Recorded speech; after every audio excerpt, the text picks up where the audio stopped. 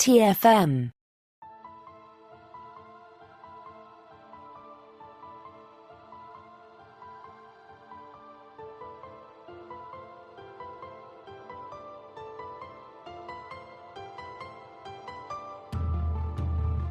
Welcome, Boomers, to another episode of Warp 5, our dedicated Enterprise podcast. I'm Christopher Jones, and with me, as he always is my esteemed co-host, Matthew Rushing. And Matthew, I wanted you to feel at home today, so I brought you some pizza, some mac and cheese, and even a bottle of your favorite whiskey.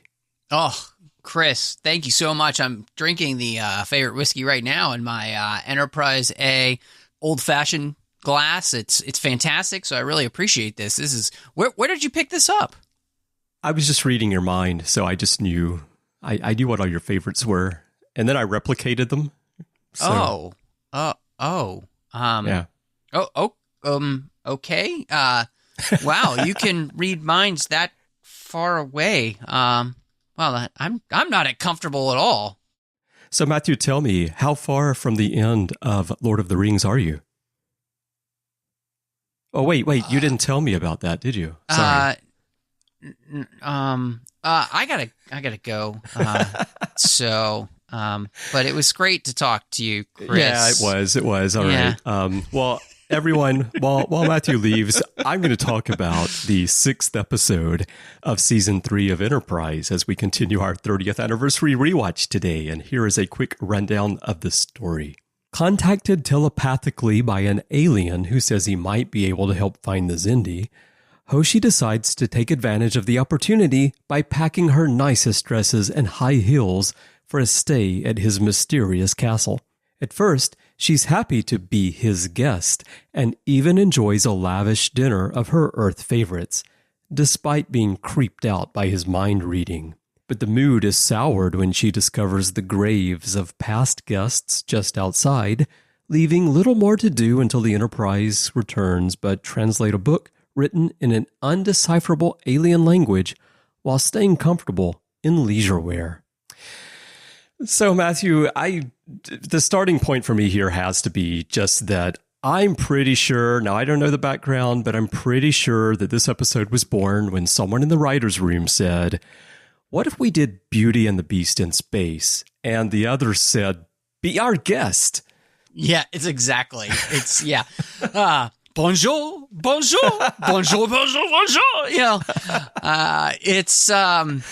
it clearly is very much inspired by the idea of Beauty and the Beast, although the idea of this beast is also telepathic and could make himself appear as human if he wants to, which is somewhat creepy. So I guess it leaves you with the thought of, like, how do I ever know what I'm seeing is real, kind of thing.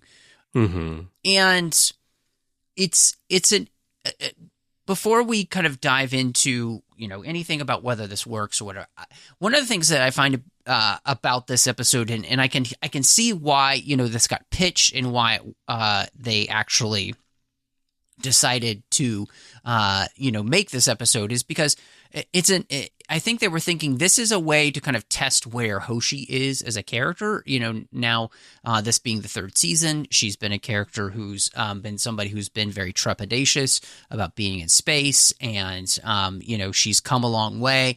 And so if we leave her on this planet by herself with an alien, what then would be the repercussions for that character, and how could we maybe show how this character, you know, has progressed and grown?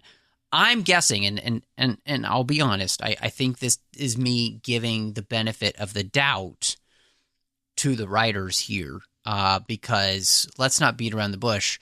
This is not a good episode. I don't think either of us really enjoy this episode, but does that... Well, I enjoy all Hoshi episodes, so just yes, for that reason, you do. I do enjoy this episode, but yeah, I know what you mean.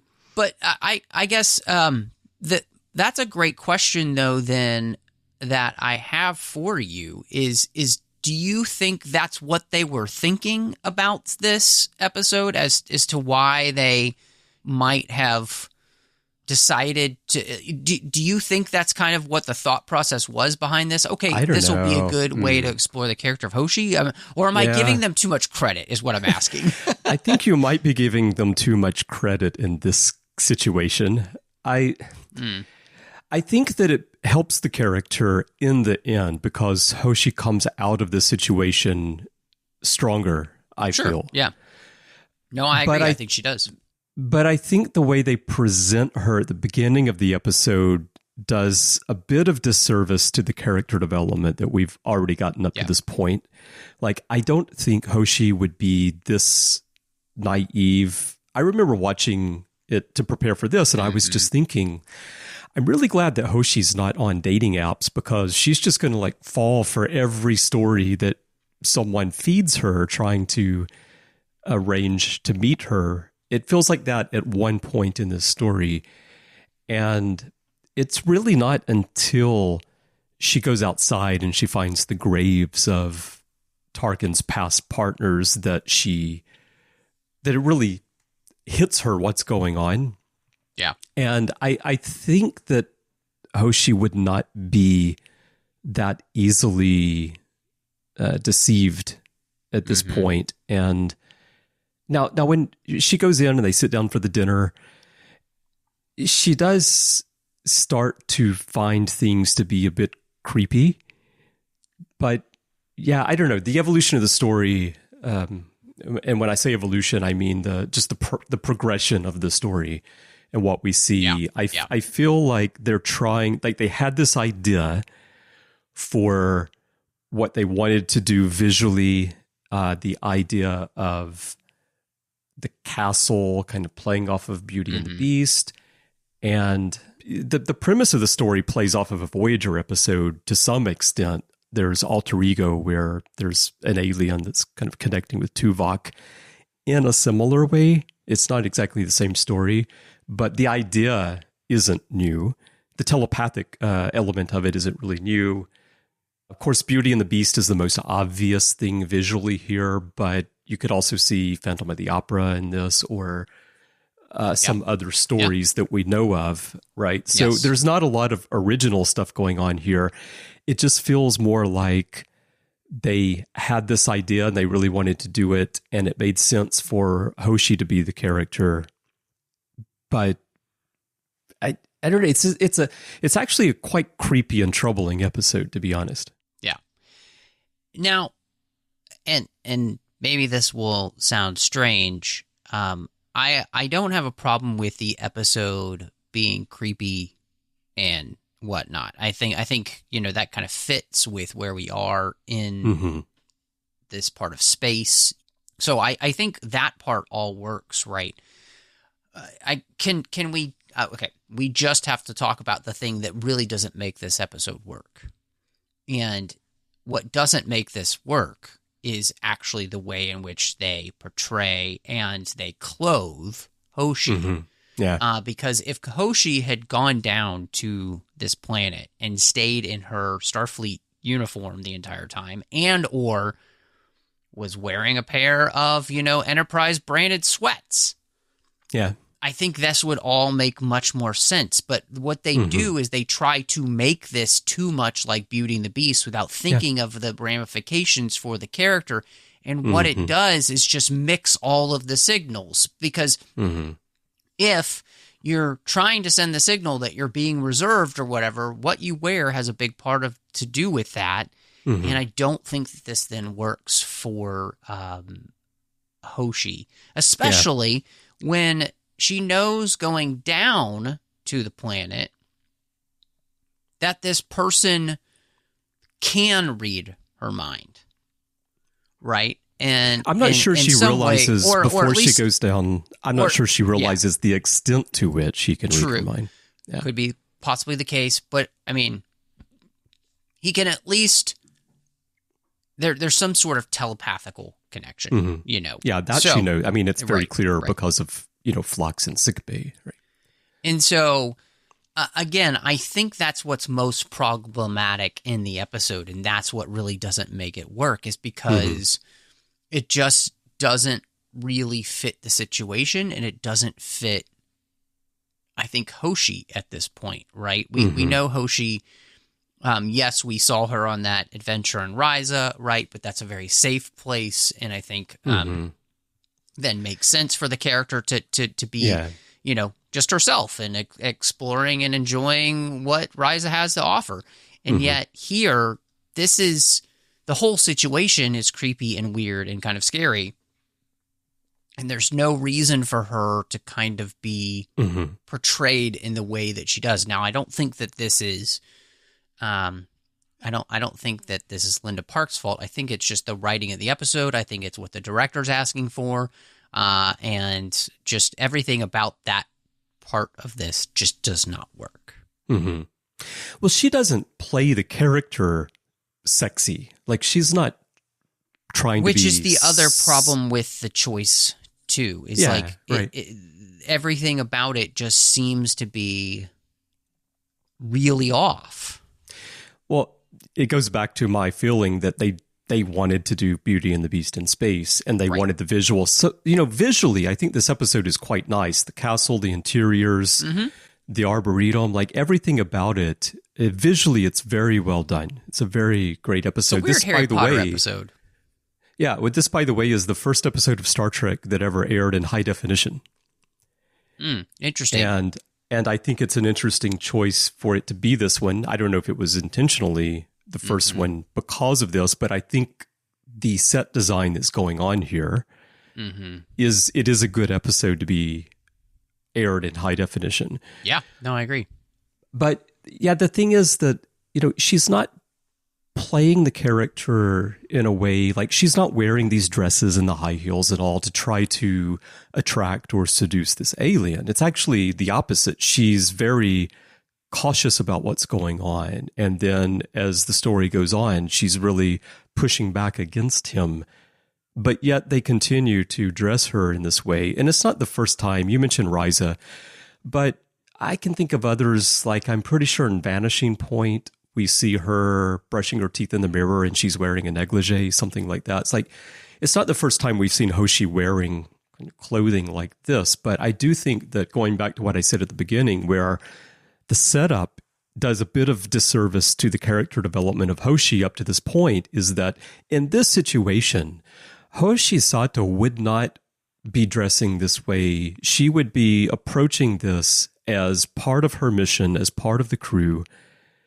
And it just, there's this big disconnect between the reason she's there for the story and then what's actually happening there and the way that it's being presented from a costume, in particular, a costume point of view. No, I completely agree. I think you're absolutely right in that. Again, what I think we're both saying is this just doesn't work for who the character is or the situation she's in. I think those other situations like Ryza, whatnot, that's the whole point of those episodes, right? Is my wife and I just watched Captain's Holiday.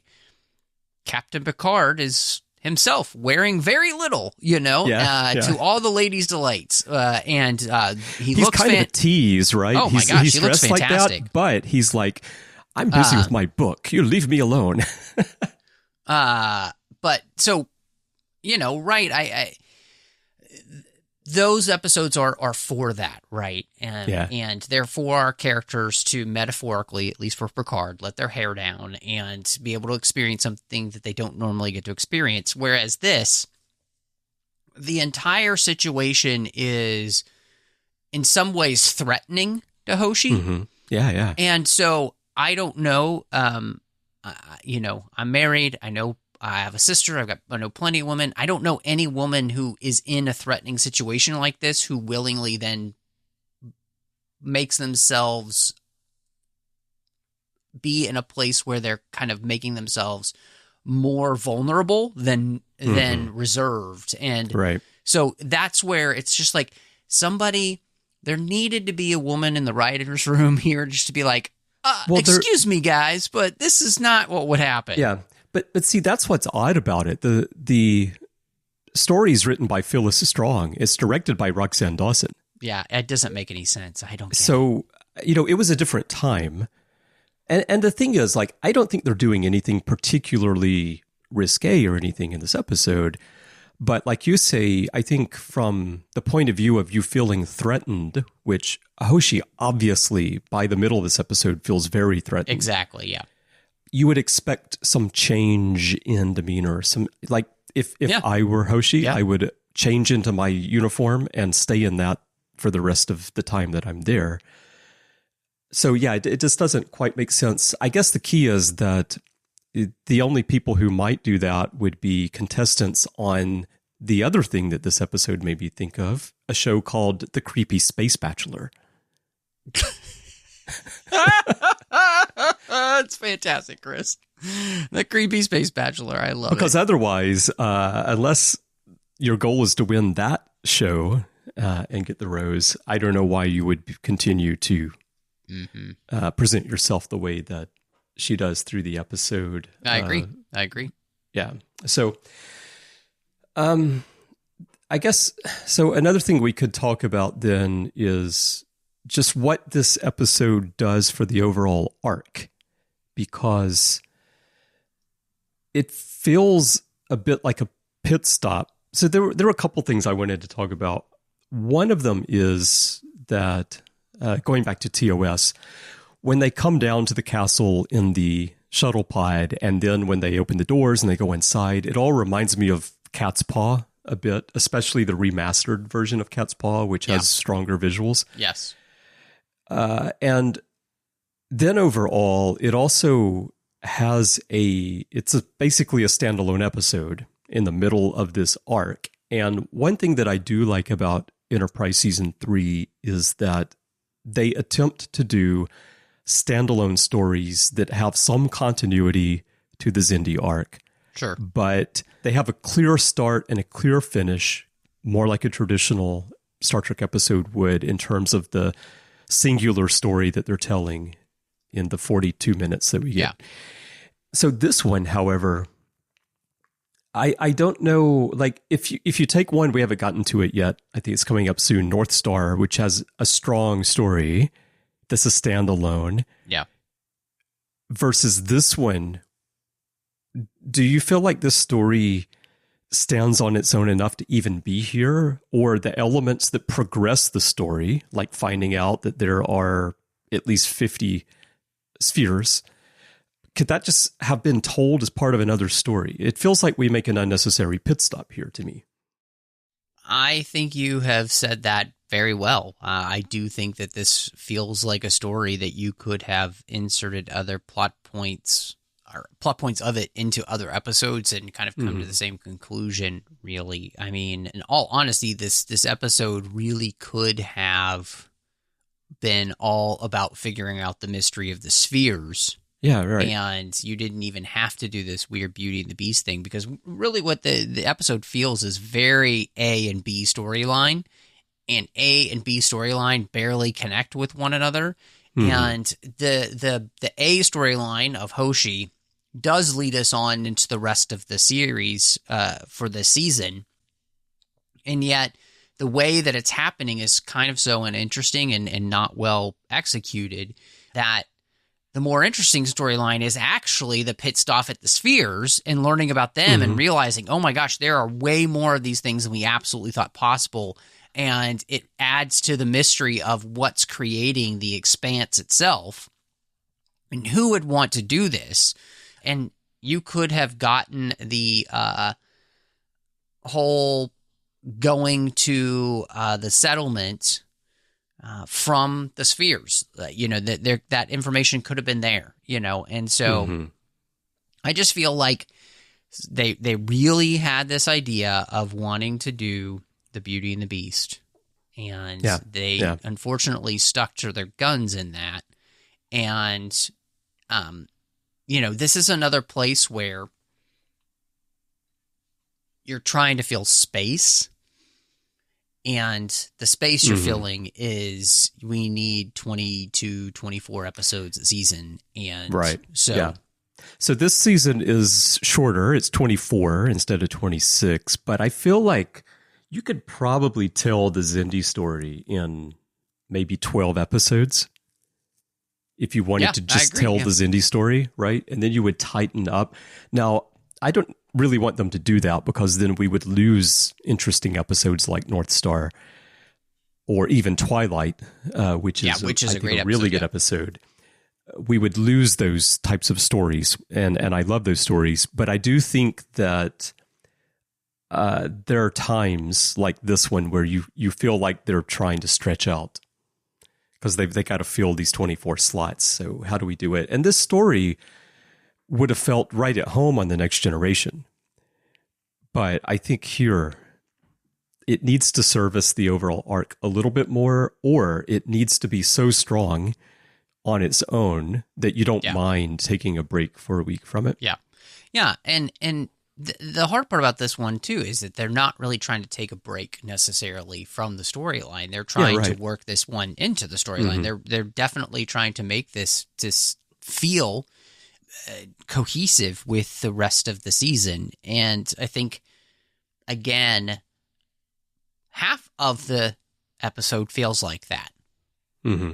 The other maybe half, less than half. Well, yeah, less than half of the episode feels like that, and then the other half, you're just getting this weird, uneasy feeling. Mm-hmm. And I'm not oversensitive, but it just, if something does make me uncomfortable, that probably means there is something wrong with the portrayal in the episode. And so I'm the same way. Yeah. This does make me uncomfortable. Yes. Well, and one of the things I think has made us friends for so long, even though we have different worldviews in some ways, is that there are a lot of things we see very similarly. And, of course. And so, I because again, the sphere part is really actually very interesting. Mm-hmm. And the way that they come across this mystery with Archer and T'Pol working together, and then, of course, Archer and Trip working together on the sphere, I think that all of that's really interesting. It would have been fascinating, I think, to actually even explore inside the spheres more here and allow us to maybe get the sense that maybe some spheres have more information and stuff than I thought you were others say do they or have something. More junk that no one moved out and well, that too. stopped paying their rent. But I just think that would have been in all of that. I think you could have created a very interesting story without having to go down this kind of strange road that they do. And so, I feel like you're even going to the second sphere and the shuttlecraft starts floating off into space, so we get target practice, and then in like the classic kind of movie TV action scene when they do blast the shuttle and it falls back to the sphere, it happens to roll and stop just right in front of them with the door positioned perfectly. It's almost like a joke that it would happen that way. But even that visit, like I'm not sure that is really needed to advance the sphere story, because it's really the final bit when they finally when T'Pol kind of uncovers what's going on with this network of spheres. Well, because that's like the key of it for me. What's really strange is that you get the feeling like they actually go in and explore the sphere, and or they're just getting closer scans of this sphere. Yeah, and they put the scanner right up to the shell. Yeah, and scan through. Which again, all of that is I think it's much more interesting part of this story, and so one of the things that you kind of mentioned on the outline was just the way in which Enterprise is kind of showing off, because this is the first one to get shown in HD. And I think they're really getting an opportunity to show what they can do in HD. So when you look back now, how do you think that works? Do the effects hold up, or do you feel like it definitely feels a part of its time? Yeah, I think that depends on who you are watching it. So for me, I think it still holds up pretty well because I can easily put it in the context of the early 2000s and what else was happening in visual effects on a television budget at the time and what computer technology was like at the time. Yeah. And I think that they do a quite a nice job. Now, if you're younger and you've just grown up with, Discovery and this type of visual effects, then yeah, it probably looks pretty cheesy to you because obviously it's computer generated graphics or they're using lens effects or things like that to create this stuff. And it's not on par with what you can do today, of course, because today they can make anything look completely real. But, I think for television, what they were doing was really groundbreaking and it was very impressive. And I think it still works quite well today, even, watching it now. I'm not one of those people who gets all up in arms about like, oh, that just doesn't look great. It's like every time is doing what they can when it comes to effects with the tools that they have available, and you think back to the fact that Voyager does the same thing. They're pushing the effects boundaries by utilizing more visual effects. I mean, in fact, the opening credits, it's all visual effects. It's not a model. It's a VFX shots of that ship and everything they're going through. So, and some of that looks really good, and some of it doesn't look as good by today's standards. But do you remember talking about opening credits? Do you remember the Next Generation, the first few seasons, when you see Saturn and then it kind of flies over this way, and the stars that were between Saturn's ring and the planet, they moved separately from the background, and then later they fixed it? Yes, yeah. So, I mean, no, I think the show does still look good for what they're trying to do with the technology they had at the time. And two, I think it's on a TV budget, right? Well, that's a big key, right? I mean, you could do more on a movie budget at this time, but TV budget, that's different. Exactly. Well, and part of that is because, for a movie budget, you have somebody... at least at that point, you had a VFX company working for months and months and months and months, maybe a year on or more on a film. These guys are working probably maybe a few weeks. So, I think it does still look pretty good, and it's disappointing because I think that the episode.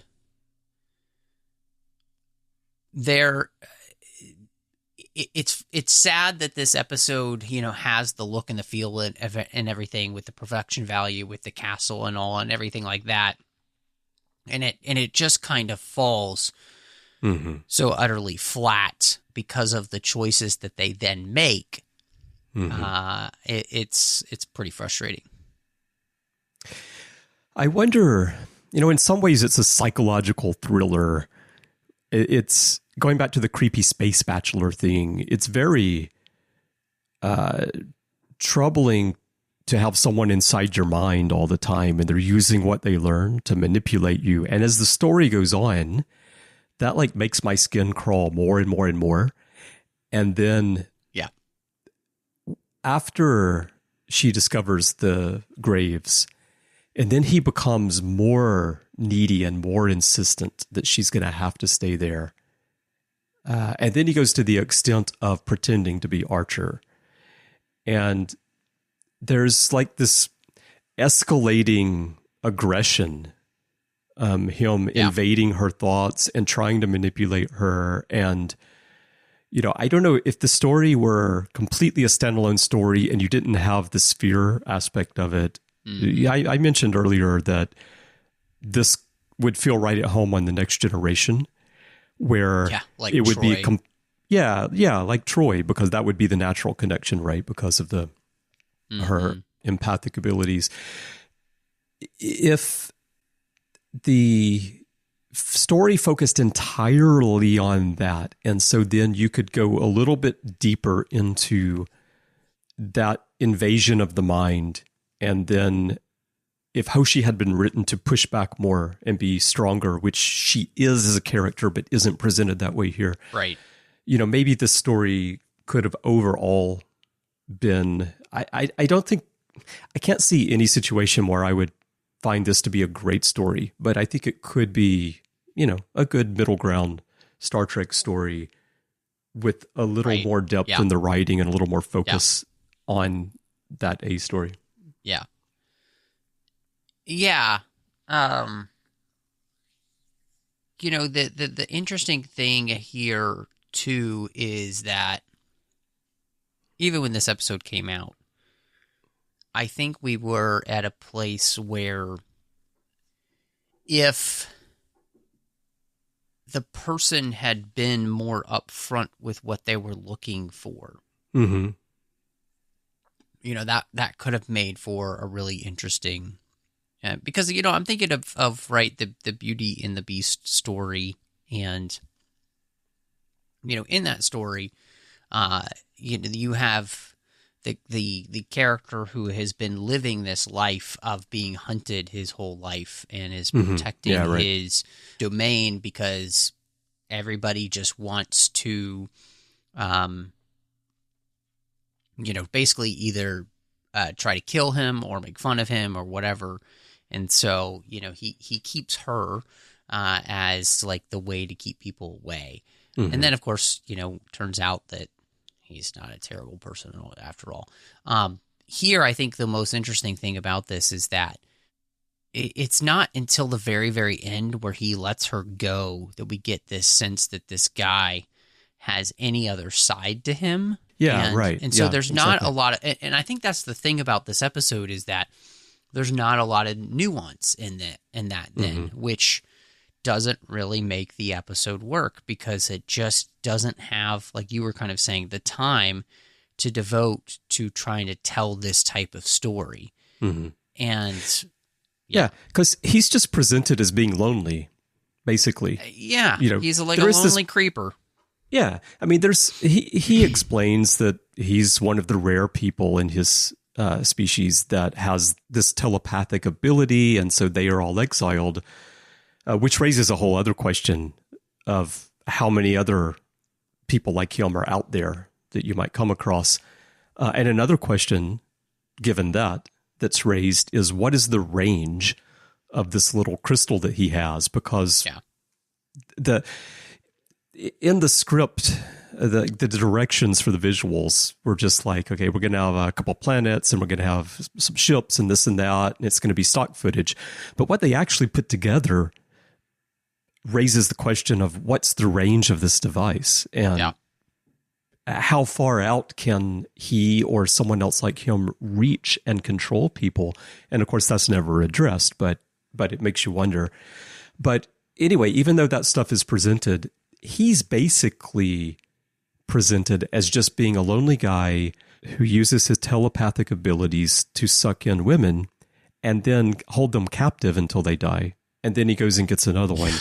And that's like a very troubling concept. And particularly if you wait until the very end of the story to give any indication that, like you said, that there's another side to him. Because I hadn't watched this one in quite a while, and I get near the end of the story, and I'm thinking like, okay, well, this was all for nothing. They don't get anything from him.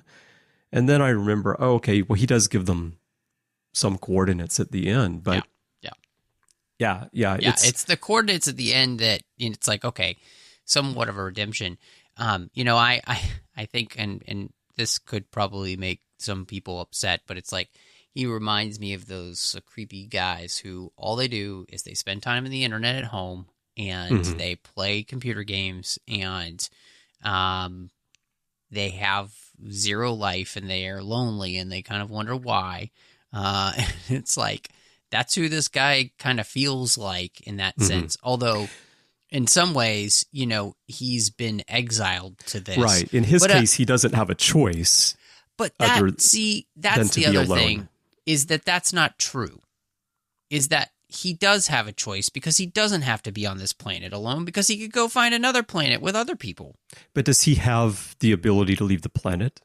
I don't know. I get the feeling he doesn't, or else he would have left. Maybe he doesn't, but it does still seem like you don't have to be stuck on this planet by yourself. You could go find other people. Well, he could bring a ship there like he did Enterprise, and then ask them to take him somewhere, right? Yeah, that's 100% something he could do. I mean, he never thought of that. Not very smart. So, anyway, I think us just having this conversation lets you know just kind of how many, I think, plot issues there actually are with this episode, where it's one of those where it's incredibly clear we have to have a certain amount of episodes per season. This one just has to get out, so it has to get done. So we throw it together, and which is interesting, like you mentioned, that this is written by a woman. Mm-hmm. It's directed by a woman, which very strange, especially since Roxanna Dawson is actually a very good director for Star Trek. Fantastic director, and yet this is just an episode that I think from start to finish really barely works anywhere that it is. Yeah. The only thing is that I'm not sure that it was just thrown together, because all that set design and all had to take significant planning and time. So I think it's just like a misguided concept. Yeah, I agree. From the start. Yeah. Yeah, right. I think there are some concepts that kind of work better than others, especially, I think, for Star Trek, right? Mm-hmm. Yeah, I think this is one that it just, they didn't, falls a little flat, so. Yeah. Well, any final thoughts? I think those are our final thoughts probably, but if you have any more, tell me. What's your rating for this? So it's frustrating because this is an episode that it does feel like there wasn't a ton of thought put into it. And yet, like you said, this probably is an episode that had a lot of thought put into it, at least from the production side, having to create all these new sets, all this kind of stuff. And it's disappointing because, I think up until this point for season 3, at the most part, it's been going at a relatively good clip. And you get to this episode and it just almost seems to grind to a halt. And it's like, we really did take a pit stop at the Buc-ee's, and it's like we got lost in, the apparel section and we can't find our way out, and it's just like, okay, what is going on? For those who don't know, Buc-ee's is a massive gas station in Texas and in the South. And when I say massive, I do mean massive, like mini mall size gas station. And so, yes, it's easy to get stopped at that pit stop at a Buc-ee's and be there for like 3 or 4 hours. It's crazy. Their jerky is great. Anyway, that's beside the point. Their jerky is great. It is really good. They make their own jerky. And so, but that's what this episode does feel like, where we just kind of get lost and we can never really find our way out. And yes, by the time that we get to the end of the episode, it is going to lead us somewhere interesting, right? Because the next episode, I think, is The Shipment, if I remember correctly. And it's a great episode because we really kind of get back into high gear with what we're doing with the season. And so, but yeah, this one just really falls flat. And I'd say it's probably, and I hate to do this, but it's like a 1.5 out of 5 cocktail dresses. So, all right. So my final thoughts beyond what I've said already is, maybe I don't have anything else too much other than I felt more and more uncomfortable as the episode went on. And yeah, agreed. I kind of feel like for Star Trek, if you're going to present something like that, then there needs to be something more to it than just to make the viewer uncomfortable. And I don't know that we actually got that deep into it. And I love Hoshi as a character, and I wish that they do later in the season for sure. I wish they would portray her consistently as a growing and a strong character. I I just can't buy the concept of the story from the beginning, because I can't believe that she would be sucked into this in the first place, thinking about just kind of her reaction to stuff when they first get down there to the castle. So one thing I did want to mention, though, we talked about the Beauty and the Beast connection to the story. I do like that in sickbay, when Hoshi asks Phlox, isn't it about feeding time for his critters there? And he says, I'll take care of it after I get you settled. She says, would you mind? I'm really not that tired. And he says, be my guest. Yeah. So I just love that they got be my guest into the actual dialogue of the episode. Yeah. So they probably worked on that one way too long to make they sure may have intentionally worked that in. Yeah. Someone did. At least I hope so. Yeah. So, I mean, it's just a tale as old as time. An episode that, just doesn't work the way you want it to. So. Yeah. And like Belle, Hoshi only wears her sexiest dresses in Exile. All right. So I'm going to give this episode 2 talking teapots. Excellent. That would have livened the episode up, actually. It really would have. Well, the visual effects weren't that advanced yet, Matthew. Would have cost them a fortune. It would have cost them a fortune to have a talking teapot. Why are these animated teacups running around? All right, everyone. We would love to hear your thoughts on Exile. There are many ways for you to share those with us. Perhaps the easiest way is to go to Facebook and join the Babel Conference. That is our listeners group. It's there to extend the conversations beyond the podcasts. So if you're joining for the first time, please do answer the questions and agree to the rules of the forum so that I can let you in. You'll find a post there on the timeline for this episode, and you can share your thoughts with Matthew and me and fellow listeners right there.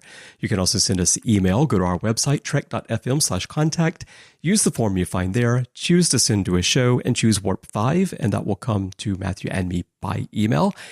And if your podcast app of choice allows you to leave a rating and a review, we'd love to get that from you as well.